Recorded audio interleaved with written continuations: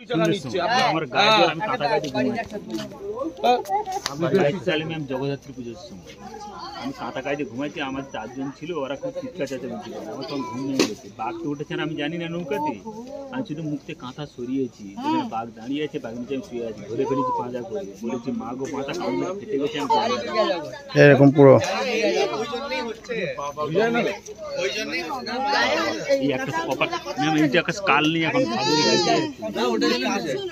এখন একটা surgery bike আমার এখান থেকে চামড়া কেটে সার্জারি করে এখান থেকে কেটে এর জানিস কয়েকবারের জন্যই হচ্ছে। আর এই নাকের বাঘের নখ লেগেছিল, পিঠে একটা নখের দাগ আছে।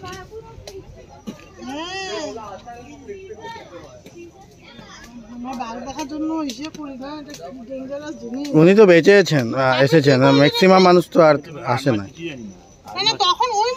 আমি বাঘকে পাঁজা করে ধরে ফেলার সঙ্গে বলেছি মা গো বাঁচা, মাথা কারণ যে ফেটে গেছে জ্ঞান।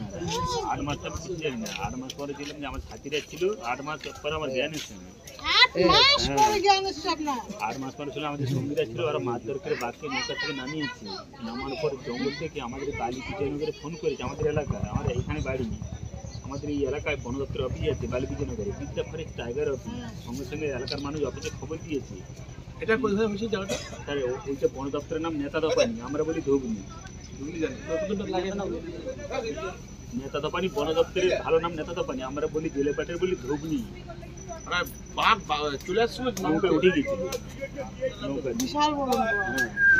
ওই বাঘ ম্যাম পরে শুনলাম 8 মাস পরে ওই বাঘ, যে বাঘ ধরেছিল আমাকে, ওই বাঘের বন দপ্তরের নামকরণ করা আছে নান্টু বাঘ, ছেলে বাঘ। ওই একান্তে 201 মানুষ খেয়েছি, 201 জনকে খেয়ে নিয়েছে একা।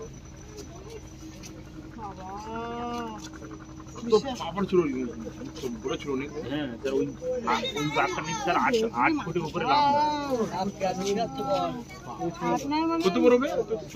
8 ফুট উপরে লম্বা আছে, আবার এই পর্যন্ত হবে এরকম গাছ অবধি এই পর্যন্ত। আপনার উপরে বড় ঠাকুরের একটা